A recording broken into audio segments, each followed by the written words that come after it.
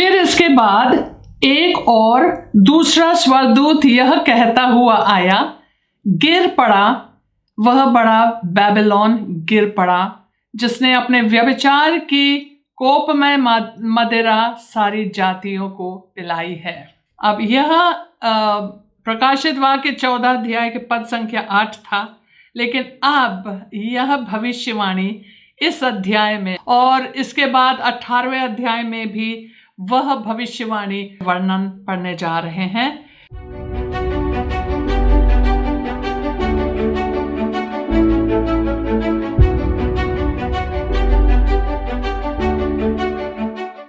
आप सबको एक बार फिर से choose life now Hindi channel के बाइबल स्टडी में स्वागत है। आज हम प्रकाशित वाक्य के 17 अध्याय पढ़ने जा रहे हैं। आइए हम प्रार्थना करते हैं। पहले, हे पिता, हम सारे विश्वासियों के लिए प्रार्थना करते हैं कि हम सब लोग जिन्होंने सत्य को जाना है, हम सत्य में स्थिर रह पाएं और चौकस रहें, सतर्क रहें, ताकि हम प्रार्थना में और आत्मा में चौकस रहे कि हम इस सारे जो परमेश्वर का क्रोध है जो संसार पे उंडेला जाएगा, उससे हम बच पाएं, उससे हमें हटाया जाए और हम योग्य गिने जाएं कि हम यीशु मसीह जो कि मानव पुत्र के सामने खड़े होने के योग्य भी गिने जाए। ये प्रार्थना हम यीशु मसीह के नाम से मांगते हैं, आमीन।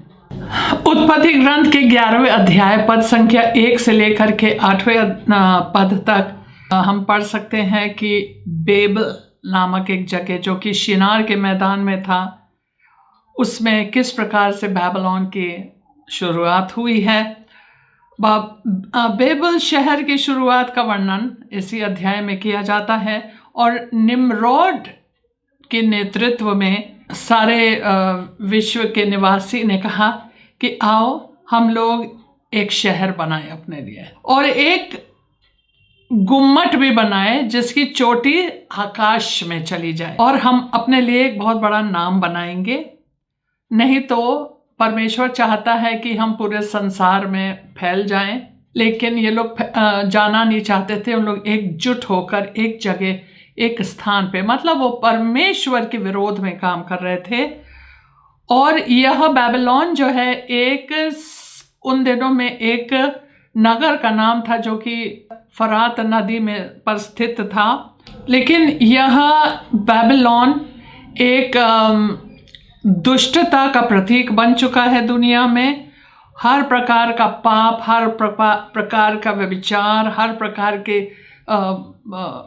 लोभ और लालच से भरा हुआ जगह, उसका नाम है बेबीलोन, जिसको यह दुनिया, यह संसार की प्रणाली को कहा गया है। अब यह स्थान का नाम नहीं है, अब एक मतलब सिस्टम का नाम है। यह विश्व का व्यवस्था है और यह हमेशा परमेश्वर के और उनके मसीह के विरोध में खड़ा रहता है।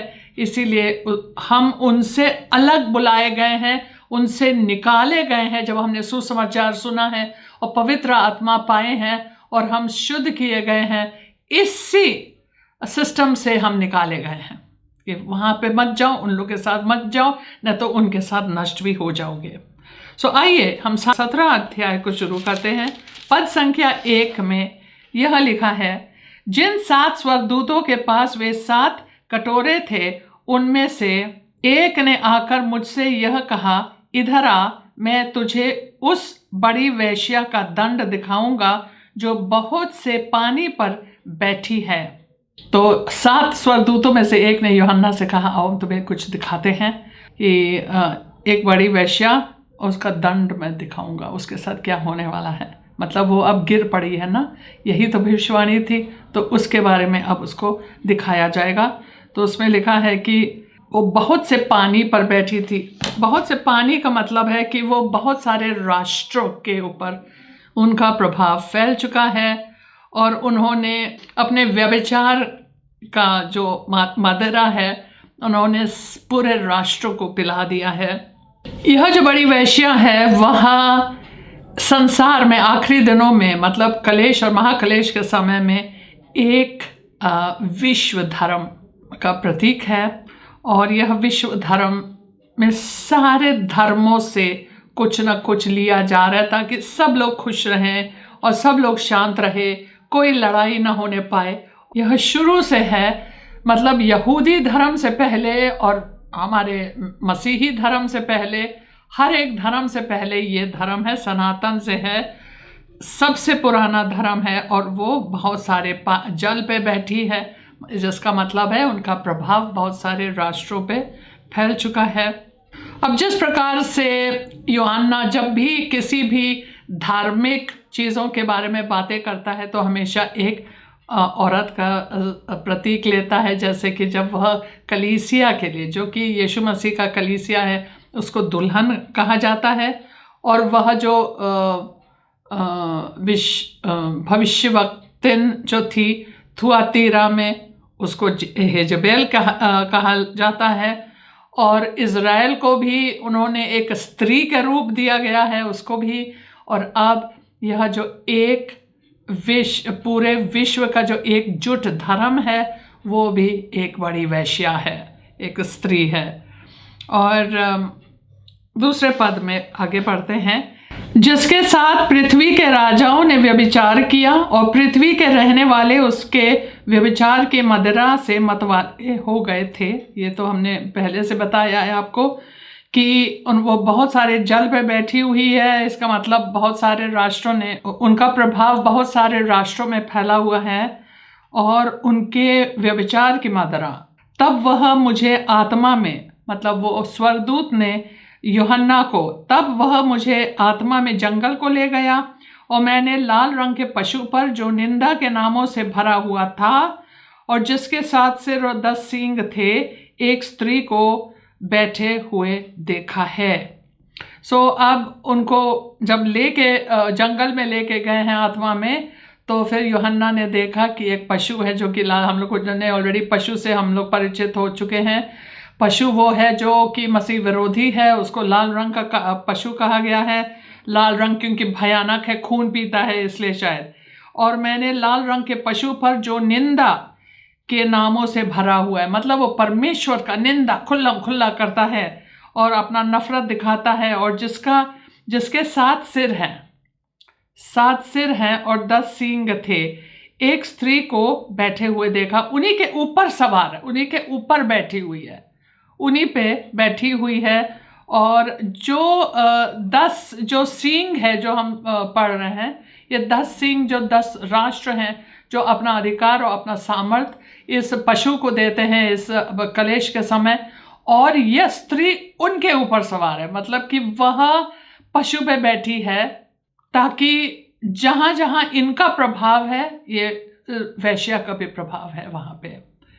लेकिन अब आगे पढ़ते हैं, यह स्त्री बैजनी और लाल रंग के कपड़े पहने थी और सोने और बहुमूल्य मणियों और मोतियों से सजी हुई थी, और उसके हाथ में एक सोने का कटोरा था जो घृणित वस्तुओं से और उसके व्यभिचार की अशुद्ध वस्तुओं से भरा हुआ था। इसको अगर हम धीरे धीरे पढ़े तो वह बैजनी और लाल वस्त्र पहनी थी। बैजनी का अर्थ होता है, ये सारी चीज़ें प्रतीकों में बताया जा रहा है, राइट। बैजनी का मतलब होता है बहुत रईसी थी, और स्कारलेट रेड मतलब कि वो खून, उनका बड़ा प्यार था खून से, और वो बहुत सारे जेवरात पहनी हुई थी, और यहाँ पे लिखा है बहुत महंगे बहुमूल्य मणियों और मोती से सजी हुई थी। लेकिन उसके हाथ में एक कटोरा था, एक सोने का कटोरा, एक सोने का प्याला था, और वह घृणित वस्तुओं से और उसके व्यभिचार की अशुद्ध वस्तुओं से भरा हुआ था। ले देखे यह एक दुष्टता है। यह जो आखिरी दिन में दिखाया, परमेश्वर ने यूहन्ना को दिखाया है, जो आखिरी दिन का एकजुट धर्म जो है, यह जो लोग कह रहे हैं हम लोग सब एक है, ये है वो है, लेकिन है दुष्टता। वो कहते हैं कि ये बड़ी विलासिता और धन का प्रतीक, मतलब उनके जो कपड़े जो उन्होंने उसका वर्णन किया है, और मोती और सारे जेवर के जो वर्णन किया है, उससे यह पता चलता है कि वो बड़े धनी है। और उसके सारे व्यभिचार, उसके सारे मूर्ति पूजा, ये सारी चीज़ों को उस प्याले में रख के देखो, मूर्ति पूजा केवल मूर्ति का पूजा नहीं होता है। जब भी कोई इंसान परमेश्वर के जगह पे किसी और चीज को पूजता है उसको मूर्ति पूजा बोलते हैं या फिर व्यभिचार बोलते हैं। यह आत्मिक व्यभिचार या शारीरिक भी उसमें शामिल, लेकिन आत्मिक व्यभिचार मतलब अपने परमेश्वर जो आपका पति है उसको छोड़ के, जैसे उसको हम लोग व्यभिचार नॉर्मली बोलते हैं, तो आत्मिक रूप से व्यभिचार या मूर्ति पूजा, किसी भी चीज को आप पूजेंगे वो मूर्ति होगा। क्योंकि अगर आप अपने धन को पूजते हैं मूर्ति हुआ, कोई भी चीज मूर्ति पूजा के लिए। अब केवल मूर्तियों के सामने झुकने की बात नहीं है, लेकिन आप अपने जीवन में बहुत सारी मूर्तियां बनाते हैं जिसमें धन दौलत भी होता है या अपना नाम या अपना काम या जो भी हो, ये सारी चीजें। तो वो दुनिया के सारे लोगों को उन्होंने, जो कि लोग बड़े भोले भाले लोग थे, उनको देती है पीने के लिए और उनको भी विनाश की तरफ लेके चली जाती है। 5, उसके माथे पर यह नाम लिखा था भेद, मतलब कि एक बहुत बड़ा रहस्य, बड़ा बेबीलोन, पृथ्वी की वेश्यों और घृणित वस्तुओं की माता। जैसे कि उन दिनों में यूहन्ना के समय में जो वेश्या होती थी उनका नाम माथे पे लिखा रहता था, उनको अपना या तो अपना व्यवसाय का मतलब विज्ञापन करती थी कि मैं ये हूँ। सो शायद वह उस चीज़ को लेकर के यूहन्ना कह रहा है कि उनके माथे पे लिखा है भेद। भेद मतलब बहुत बड़ा रहस्य। ये कौन है? ये बड़ा बेबीलोन, पृथ्वी के वेश्यों और घृणित वस्तुओं की माता, मतलब ये मूल है घृणित चीज़ों की, घृणित कामों की और घृणित धार्मिक रीति रिवाजों की। मैंने उस स्त्री को पवित्र लोगों का लहू और यीशु के गवाहों का लहू पीने से मतवाली देखा। उसे देख कर मैं चकित हो गया। आप भी चकित होते अगर ऐसे आप दृश्य देखते आपके सामने कि ये औरत सब सोना, सब हीरे मोती पहनी हुई है, हाथ में कटोरा, और ये मतलब मतवाली है। किस चीज से मतवाली है? संतों के लहू से, और जो यीशु मसीह का गवाही लेके चलते हैं उनको भी मारती है। तो यूहन्ना ने देखा तो चौंक गया। लेकिन 7वें पद में लिखा है, तब उस स्वर्गदूत ने मुझसे कहा, तू क्यों चकित हुआ? मैं इस स्त्री और इस पशु का जिस पर वह सवार है और जिसके 7 सर और 10 सींग है तुझे भेद बताता हूँ। अब वो कहते चकित मत हो। अगर तुम जानते हो कि ये कौन है, अगर तुम जान सकते हो कि ये कौन है और ये पशु कौन है, तो चकित होने की कोई बात नहीं है, क्योंकि ये लोग सब दुष्ट है, दुष्टता है, शैतानी काम है, ये सब शैतान का काम है, उस अजगर का काम है। कहते हैं मैं इस स्त्री और उस पशु का जिस पर वह सवार है, जिसके 7 सिर और 10 सींग है, उसके बारे में मैं तुम्हें अभी भेद बताता हूँ, ये है क्या। अब इसके बाद ये उसका वर्णन करने लगता है। जो स्वर्गदूत है वो यूहन्ना को सब कुछ समझाने लगते हैं, उसका वर्णन करने लगते हैं एक एक चीज़ का। जो पशु तूने देखा है वह पहले तो था और अब नहीं है, और अतः कुंड से निकलकर विनाश में पड़ेगा, और पृथ्वी के रहने वाले जिनके नाम जगत की उत्पत्ति के समय से जीवन की पुस्तक में लिखे नहीं गए हैं, इस पशु की यह दशा देखकर कि पहले वो था, अब नहीं है और फिर आ जाएगा, अचंबा करेंगे। इस धर्म जो सनातन से था, जिसके पूरे संसार में फैल चुका था, लेकिन फिर यीशु आ गया। क्योंकि ये यूहन्ना लिख रहा है ना, इसलिए वो कहता है वो था कि पहले था, अब नहीं है। यूहन्ना कह रहा है अब नहीं है, क्योंकि अब का समय ये है कि पवित्र आत्मा उतर आया है संसार में। पवित्र आत्मा संसार पे उतर आया है, कलीसिया पे आ गया है, तो अब इसका जो थोड़ा प्रभाव है ठंडा पड़ गया है। ये गया था पूरा, शुरू में पूरा फैला हुआ था। अगर आप यिर्मयाह पढ़ेंगे, यज़ेकिएल पढ़ेंगे, यशायाह में पढ़ेंगे, परमेश्वर ने दिखाया है कि हमारे खुद के लोग, इज़राइल के लोग कितने व्यभिचार और मूर्ति पूजा सब चीज़ मिला जुला के यहोवा की भी आराधना कर रहे हैं, थोड़ा ये भी कर रहे हैं, थोड़ा वो भी कर रहे हैं। ये सारा जो मिश्रण है ना धर्मों की, जो पहले हुआ करता था, इज़राइल के समय में, मतलब मंदिर के अंदर ये सारी घृणित वस्तु को डालते थे। आप खुद यिर्मयाह के 17 अध्याय, शायद उसमें 17 या 7, परमेश्वर ने दिखाया है यिर्मयाह को, देख लो क्या कर रहे हैं। वहाँ के याजक लोग भी यही सारा काम कर रहे हैं। सो वो जो मिश्रण है, जो वो सारे धर्मों का मिश्रण, परमेश्वर की पूजा, यहोवा का, और साथ साथ में ये सब मूर्ति पूजा, ये जो सनातन से चला आ रहा है, ये था, फिर चला गया। जब मसीह का प्रभाव आया है, जब पवित्र आत्मा का प्रभाव, तो वो ठंडा हो गया, वो कुछ ज़्यादा कर नहीं सकता।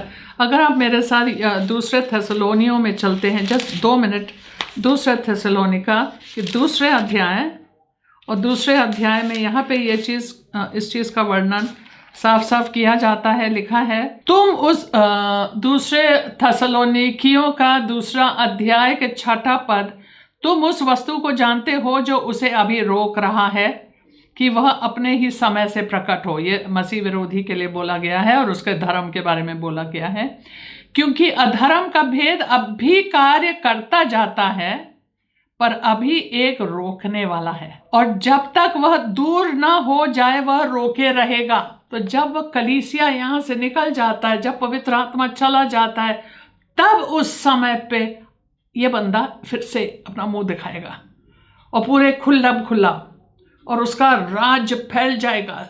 वो मतलब उसके समय में, कलेश, महाकलेश के समय में। तो यही मैं समझा सकती हूँ आपको।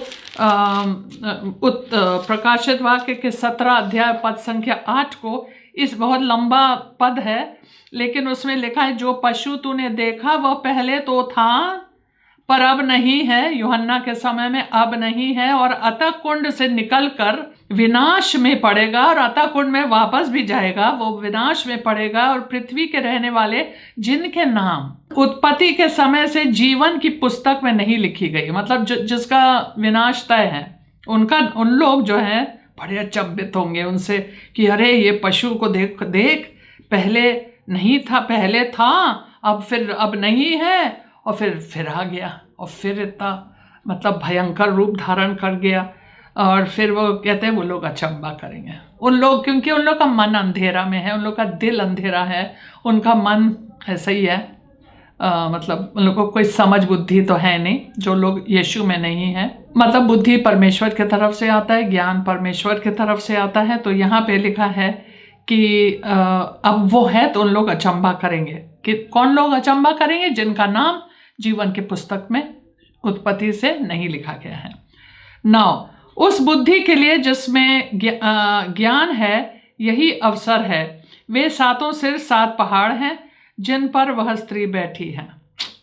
अब यहाँ पे बताया गया वो 7 जो सिर हैं, 7 पहाड़ हैं जिस पे वो बैठी है। वो 7 एक ऐसे जगह पे बैठी है जिस पे 7 पहाड़ हैं। ठीक है, वे 7 पहाड़ है का मतलब ये होता है, बहुत से लोग सोचते हैं कि ये रोम के बारे में बोला जा रहा है, क्योंकि रोम का नगर का नाम है जो 7 पहाड़ियों पे बनाया गया है। और 10 में लिखा है वे 7 राजा भी हैं। 7 पहाड़ हो सकता है 7 राजाओं 7 साम्राज्य के बारे में बताया जा रहा है, जो शुरू से अभी तक चले आ रहे हैं। और यह फिर से एक बहुत बड़ा रहस्य और भेद की बात वो बोलता है, जैसे कि 8वें पद में था, अब 10वें में है।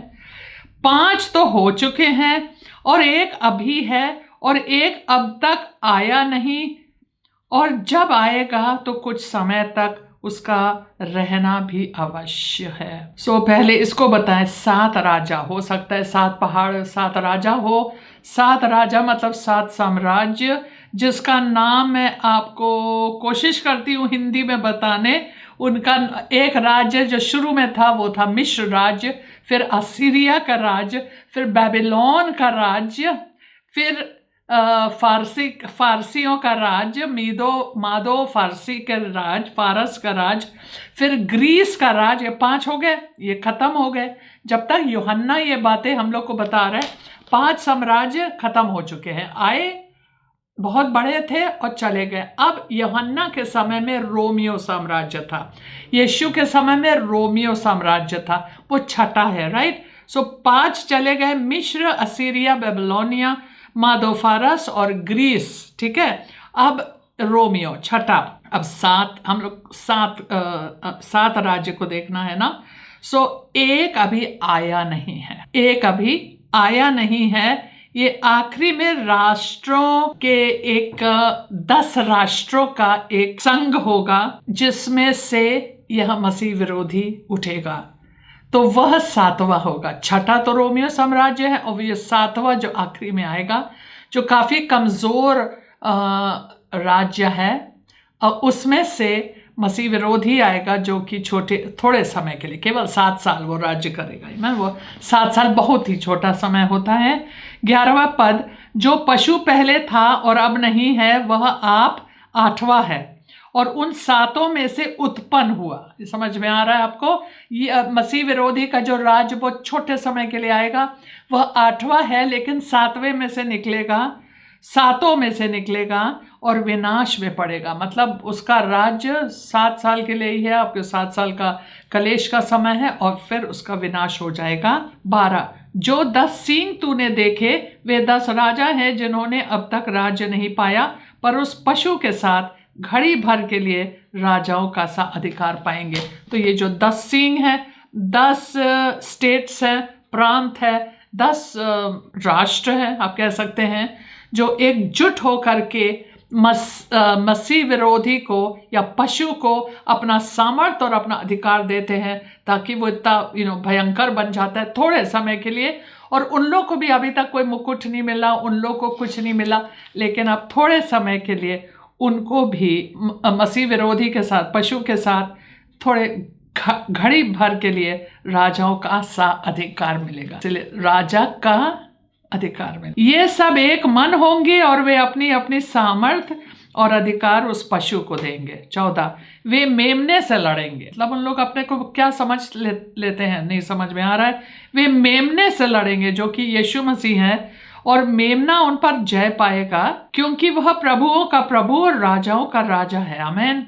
यीशु मसीह से कौन लड़ सकता है, लेकिन कोशिश प्रयास तो करेंगे। और जो बुलाए हुए और चुने हुए और विश्वासी हैं वे उनके साथ हैं, वे भी जय पाएंगे। जब यीशु मसीह दोबारा आएंगे ये लोग सब खड़े होंगे। हम लोग ने इसको ऑलरेडी देख लिया हर मैगिदोन में कि रुके हुए हैं कि कब ये आएगा तो कब हम लोग उसको नष्ट करें। कैसे उन लोग ने सोच लिया ये नहीं पता, क्योंकि यीशु राजाओं का राजा और प्रभुओं का प्रभु है, और उनके साथ सारे जो विश्वासी हैं, सारे जो संत हैं, वो लोग भी यीशु के साथ जय प्राप्त करेंगे। जो यीशु का जय है वो हमारा जय है, वो भी उनके साथ ही जय पाएंगे। 15, फिर उसने मुझसे कहा, जो पानी तूने देखा जिन पर वेश्या बैठी है वे तो लोग और भीड़ और जातियां और भाषाएं हैं। मतलब उनका प्रभाव सारे भाषाओं में, सारे जातियों में, सारे राष्ट्रों में, सारे लोगों में फैल चुका है। 16, जो 10 सींग तूने देखे हैं वे और पशु उस वेश्या से बैर रखेंगे और उसे लाचार और नंगी कर देंगे और उसका मांस खा जाएंगे और उसे आग में जला देंगे। तो अब यहाँ पे बताया जा रहा है कि जैसे शुरुआत में बोला कि आओ हम तुम्हें दिखाएंगे उस वेश्या के दंड, ये उनका दंड है। यह वह धर्म है जो पूरे विश्व में एकजुट वाला धर्म, सब मिश्रण का धर्म, जो एक धर्म होगा, वो वाले धर्म के साथ क्या होने वाला है। ये 10 सींग जो है ना, 10 राष्ट्र, 10 राजाओं, वो लोग उनसे नफरत करेंगे, उससे थक जाएंगे, और उन लोग उसके पशु के साथ, मतलब उन लोग भी उससे थक चुके हैं, वे और पशु वेश्या से बैर रखेंगे। उन लोग बहुत चिढ़ने लगे हैं और उसे लाचार और नंगी कर देंगे, मतलब उसकी बेइज्जती करेंगे बड़े कस के, और उसका मांस खा जाएंगे। मतलब उनका विनाश तय है और उसे आग में जला देंगे। तो वो धर्म गया काम से। जैसे कि वो स्वर्गदूत ने कहा, आओ हम तुम्हें दिखाते हैं, कि कहता है बेबीलोन गिर पड़ा, बेबीलोन गिर पड़ा। ठीक है, तो वही चीज़ अब हो गया है। 17, क्योंकि परमेश्वर उनके मन में यह डालेगा कि वे उनकी मनसा पूरी करे। ये परमेश्वर की मनसा थी जो कि उन्हें ये 10 सींग 10 राष्ट्र और पशु के मन में डाला कि इनसे नफरत करो, तो नफरत किया और उनका विनाश हो गया। तो उनकी मनसा पूरी करे, और जब तक परमेश्वर के वचन पूरे ना हो ले तब तक एक मन होकर अपना अपना राज्य पशु को दे दे। वह स्त्री जिसे तूने देखा है वह बड़ा नगर है जो पृथ्वी के राजाओं पर राज्य करता है। अब वो कह रहे हैं कि वह स्त्री एक नगर है। मुझे नहीं पता कौन सा नगर है, बस ये पता है यह जो नगर है यह दुष्टता का प्रतीक है, परमेश्वर के खिलाफ विरोध का प्रतीक है। यह दुनिया का व्यवस्था है, संसार की व्यवस्था है जो कि मसीह और परमेश्वर के विरोध में खड़ा है, उनसे युद्ध करना चाहते हैं। और वह सारे संसार के राजा और सारे संसार के लोग उनके सामने नतमस्तक हुए हैं। यह उसका आज हम 17 अध्याय में देखते हैं कि उसका विनाश हो चुका है। सो हालेलुया। और इसी के साथ आज का ये 17 अध्याय समाप्त होता है। आइए हम प्रार्थना करें। पिता परमेश्वर, धन्यवाद देते हैं कि आपने हमें अपनी आत्मा दी है जो कि सत्य की आत्मा है, जो हमें सारे सत्य में लेके जाता है और हमें इस संसार की जो व्यवस्था है उससे दूर भी रखता है। यीशु मसीह के द्वारा प्रभु हमने इस संसार में जो भी सड़ाहट है, इस संसार में सड़ाहट है, उस सड़ाहट से बचा के रखा है। प्रभु आपने शैतान के अधिकार से हमें हटा दिया है और अपने पुत्र के राज्य में हमें प्रवेश करने दिया है। तो हम दूसरे राज्य के लोग हैं और ये हर लोग के लिए है जो भी विश्वास करेंगे। हाँ, कोई भी जब भी वो ये सत्य को जान पाएंगे तो वह मुक्त हो सकते हैं, क्योंकि सत्य जो है, सत्य हमें मुक्त कर देता है। प्रार्थना करते हैं कि प्रभु सब लोग पूरे संसार में जल्दी से जल्दी सारे लोग प्रभु सुसमाचार सुने और वह ज्योति उनके दिलों में प्रवेश करे जो कि यीशु मसीह है, और इसी ज्योति में चलने पाए। ये प्रार्थना हम यीशु मसीह के सामर्थी नाम में मांगते हैं। आमीन। आप सबको जय मसीह।